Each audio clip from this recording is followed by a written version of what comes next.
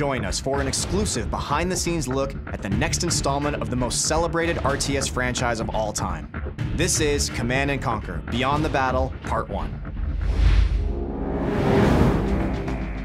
When our community installs the game, they start to play it, our veterans, the people who've been with CNC since '95, when they install the game and they start playing, all I really want from them is to go, holy crap, this is Command & Conquer. This feels like a Command & Conquer, a classic Command & Conquer game. It feels like Generals. So the core concepts in the original Command & Conquer RTS games were really about building a base, defending that base, and building an assault army that you could go attack the other base. First thing we said is we need to kind of wash the stain of CNC4 away. And to do that, you really have to get back to your roots, to get back to what it was that made your fans in the first place. Well, to me, the roots of Command & Conquer are always about base building that doesn't feel like a chore, harvesting that doesn't require your full attention, and a focus on fast action and lots of viable strategies in the actual combat. Going back to upgrades and abilities that matter, player powers that feel visceral, and then at the same time, super weapons, commando units are back, and then we're adding a couple new flavors in there like caster units that we haven't exposed yet to the public. Well, we're all big Generals fans here, obviously. Looking at the old Generals, there's so many great ideas, so many great mechanics that they built in, so we were lucky to be able to cherry pick the ones we like the best. Now choosing the General is a big part of the game, just as important as choosing the faction you wanted to play. Now, it's like having hundreds of factions, let alone just 3.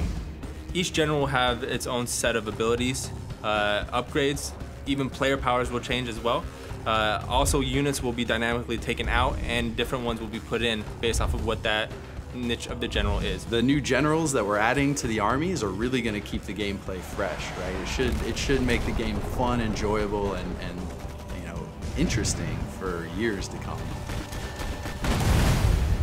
So what I really find exciting about the next Command & Conquer is that this is a product that's going to be aimed directly to consumers, going directly to consumers and appealing to them for the success of the product, but more importantly for the feedback. So fan feedback and metrics are absolutely amazing now in a connected environment.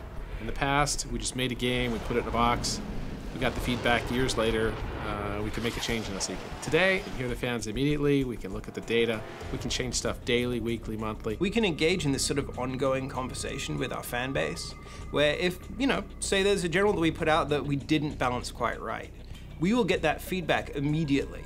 It's not like we're gonna be like, okay, well, when we do the expansion pack or in a patch in 3 months, we'll fix this. It's gonna be one of those things where we kind of grow together, and that's what we want to kind of breed. It's a live product, and we want to make sure that the community at the core is part of that rendition of making this game better.